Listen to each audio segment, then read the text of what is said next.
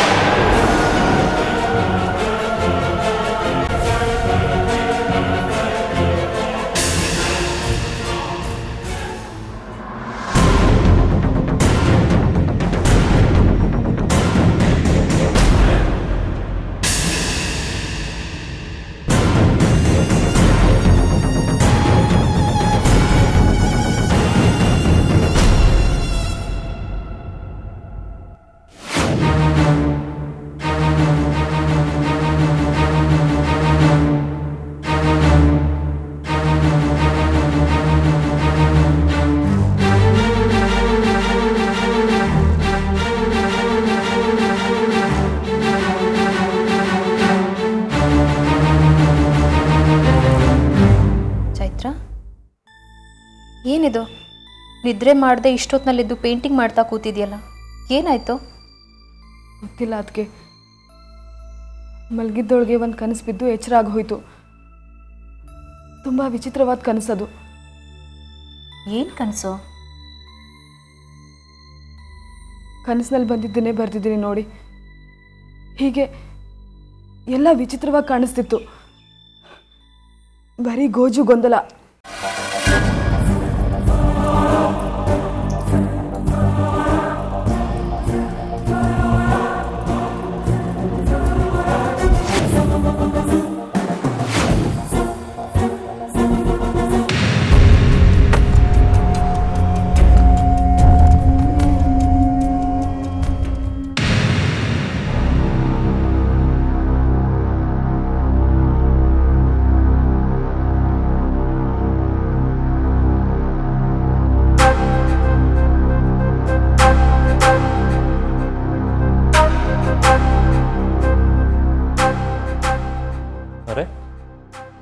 ಯಾಕೇನಾದಿರಿ ಇಷ್ಟೊತ್ತಲ್ಲಿ ಏನು ಮಾಡ್ತಿದ್ದೀರಿ? ಯಾಕೆ ನಿದ್ದೆ ಹತ್ತಲಿಲ್ವೇ? ಮಾವ, ಈ ಪೇಂಟಿಂಗ್ ನೋಡಿ, ಚೈತ್ರನ್ ಕನ್ಸಲ್ಲಿ ಬಂದಿತ್ತಂತೆ, ಅದನ್ನೇ ಬಿಡಿಸಿದಾಳೆ. ಈಗ ಬಿಡಿಸಿದ್ದ? ಹೌದು ಮಾವ, ಕನಸಿಂದ ಎದ್ದು ಎಚ್ಚರಾಗಿ ಪೇಂಟಿಂಗ್ ಬಿಡಿಸಿದಾಳೆ. ಮಾವ, ಈ ಪೇಂಟಿಂಗ್ ಸರಿಯಾಗಿ ನೋಡಿ, ನಿಮ್ಗೇನು ಅನ್ಸುತ್ತೆ?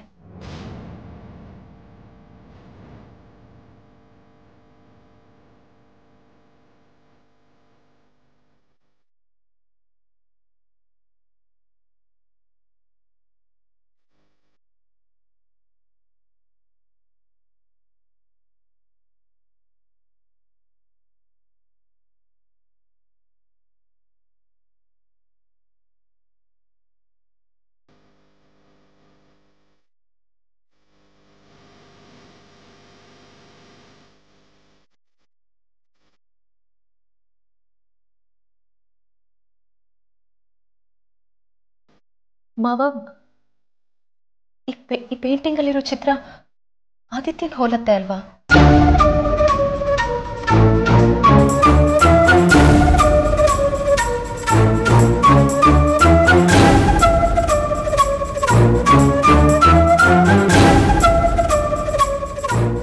ಚೈತ್ರ, ಈ ಚಿತ್ರ ನಿಮ್ಮಣ್ಣ ಆದಿತ್ಯಂದು ತಾನೆ? ಇರ್ಬೋದು ಅದಕ್ಕೆ, ಆದರೆ ನನಗೇನು ಸ್ಪಷ್ಟವಾಗಿ ಕಾಣಿಸ್ಲಿಲ್ಲ. ಅವನೆಲ್ಲೋ ಇಕ್ಕಟ್ಟಿಗೆ ಸಿಕ್ಕಿದ್ದಾನೆ, ಏನೋ ತೊಂದರೆ ಪಡ್ತಿದ್ದಾನೆ. ಯಾರೋ ಅವನನ್ನ ಎಲ್ಲೋ ಇಟ್ಟಿದ್ದಾರೆ ಅಂತ ಅನಿಸ್ತಿದೆ. ಚೈತ್ರ,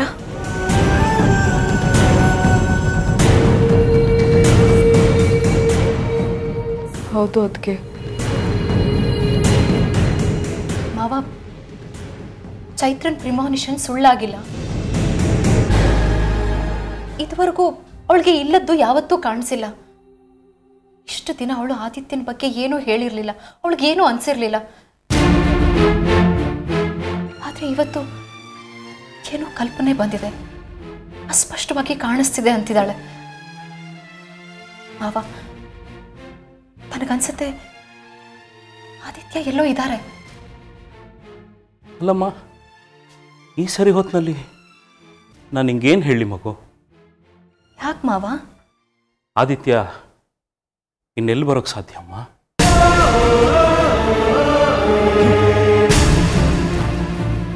ಯಾಕೆ ಮಾವ ಹಾಗೆ ಹೇಳ್ತಿದ್ದೀರಾ? ನಾ ಹೇಗೆ ಹೇಳ್ತಿದ್ದೀನಿ ಅಂತ ತಪ್ಪು ತಿಳ್ಕೊಬೇಡಮ್ಮ. ಅವನು ಹೋಗಿ ಹತ್ತತ್ರ 3 ವರ್ಷ ಆಯಿತು. ಅವನಿಗೇನೂ ಆಗಿಲ್ಲ ಅನ್ನೋದಾಗಿದ್ರೆ ಅವನು ಬರೋದ್ರ ಬಗ್ಗೆ, ಅವನು ಇರೋದ್ರ ಬಗ್ಗೆ ನಾವು ತಿಳ್ಕೊಳಕ್ಕೆ ಇಷ್ಟು ದಿನ ಬೇಕಾಗಿರ್ಲಿಲ್ಲ ಅಲ್ವಾ?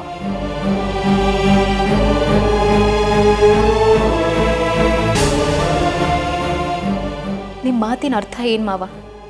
ಮಗು, ನಾವು ಭ್ರಮೆಗೆ ಬಿದ್ದು ನಮ್ಮ ವಿವೇಚನೆ ಕಳ್ಕೊಳ್ಳೋದು ಬೇಡಮ್ಮ. ನನ್ನ ಒಳಮನಸ್ಸು ಹೇಳ್ತಾ ಇದೆ, ಆದಿತ್ಯ ಇನ್ನು ಬರೀ ನೆನಪು ಮಾತ್ರ ಅಂತ.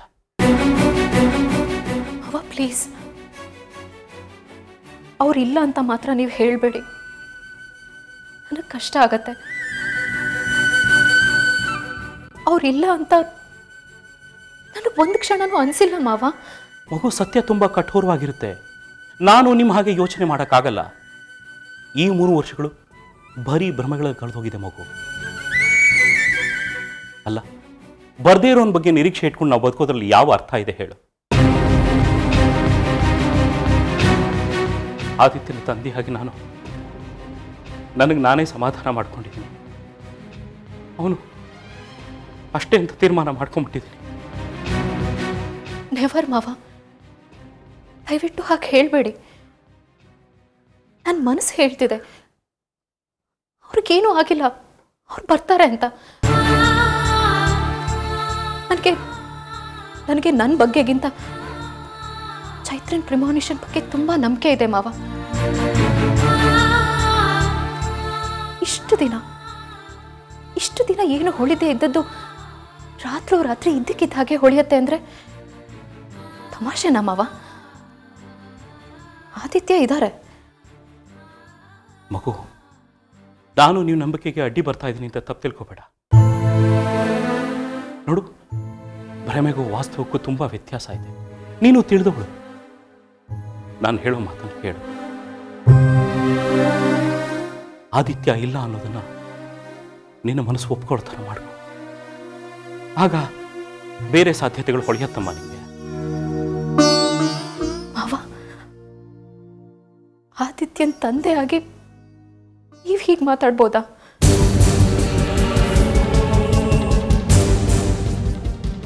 ಕುಸು, ನಾನು ತುಂಬ ನೋವು ನಿಂತಿದ್ದೀನಿ ಹೇಳ್ತಾ ಇದ್ದೀನಿಮ್ಮ. ಸತ್ಯ ತುಂಬ ಕಹಿ. ಅದನ್ನು ಒಂದೇ ಸಾರಿ ನುಂಗ್ಬಿಡ್ಬೇಕು. ಸುಳ್ಳಿನ ಸಿಹಿನ ದಿನ ದಿನ ತಿಂತ ನಮಗೆ ನಾವೇ ಮೋಸ ಮಾಡ್ಕೊಳಕ್ಕಾಗಲ್ಲ. ನೋಡು, ನಿಂಗಿನ್ನೂ ಚಿಕ್ಕ ವಯಸ್ಸು, ಮುಂದೆ ಭವಿಷ್ಯ ಇದೆ, ಬದುಕು ದೊಡ್ಡದಿದೆ. ಚೈತ್ರ ಏನೋ ಹುಚ್ಚುಚ್ಚಾಗಿ ಯೋಚನೆ ಮಾಡ್ತಾಳೆ ಅಂತ ನೀನು ಹಾಗೆ ಯೋಚನೆ ಮಾಡಬೇಡ ಮಗು. ನೋಡು, ನಿನ್ನ ನಿರ್ಧಾರ ನಿಂತು, ನಿನ್ನ ಭವಿಷ್ಯ, ನಿನ್ನ ಬದುಕು ನೀನು ನಿರ್ಧಾರ ಮಾಡಬೇಕು. ಜೀವನ ಸಾಕಷ್ಟು ದೂರ ಇದೆ, ಒಬ್ಳೆ ಸವಿಸೋಕ್ಕಾಗಲ್ಲಮ್ಮ. ಯೋಚನೆ ಮಾಡು, ಯೋಚನೆ ಮಾಡು.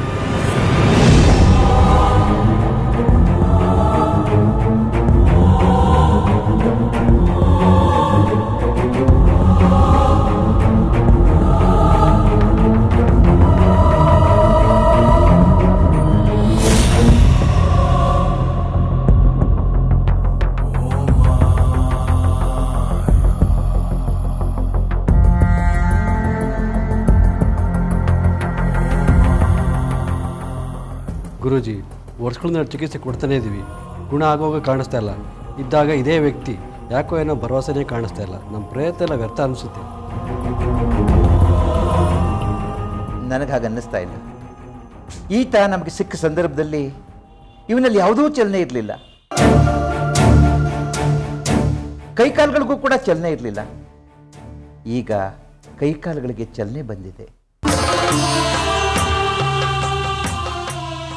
ಈತ ಈಗ ನಿಧಾನವಾಗಿ ನಮ್ಮ ಚಿಕಿತ್ಸೆಗೆ ಸ್ಪಂದಿಸ್ತಾ ಇದ್ದಾನೆ. ತಲೆಗೆ ಬಲವಾದ ಪೆಟ್ಟು ಬಿದ್ದ ಕಾರಣ ಎಲ್ಲ ನರಗಳು ಸ್ಥಗಿತವಾಗಿದೆ. ಮೆದುಳು ಕೂಡ ಕೆಲಸ ನಿರ್ವಹಿಸ್ತಾ ಇಲ್ಲ. ಈಗ ನಿಧಾನವಾಗಿ ಮೆದುಳು ಕೆಲಸ ಮಾಡಲಿಕ್ಕೆ ಶುರು ಮಾಡಿವೆ. ಯಾರೋ ಈತನ್ನ ಕೊಲೆ ಮಾಡಲೇಬೇಕು ಅಂಥೇಳಿ ತಲೆಗೆ ಬಲವಾಗಿ ಹೊಡೆದಿದ್ದಾರೆ. ಈತ ಯಾರ ಮಗನೋ ಗೊತ್ತಿಲ್ಲ, ಯಾರ ಗಂಡನೋ ಗೊತ್ತಿಲ್ಲ, ಯಾವ ಮಾಹಿತಿನೂ ಗೊತ್ತಿಲ್ಲ ಇವನ ಬಗ್ಗೆ. ಈತನ ಹತ್ತಿರದವ್ರು ಯಾರಾದರೂ ಈತನ ಎದುರಿಗೆ ಬಂದರೆ, ಈತನಿಗೆ ಮಾತಾಡಿಸಿದ್ರೆ ಆತನಿಗೆ ನೆನಪು ಮರುಕಳಿಸಬಹುದು.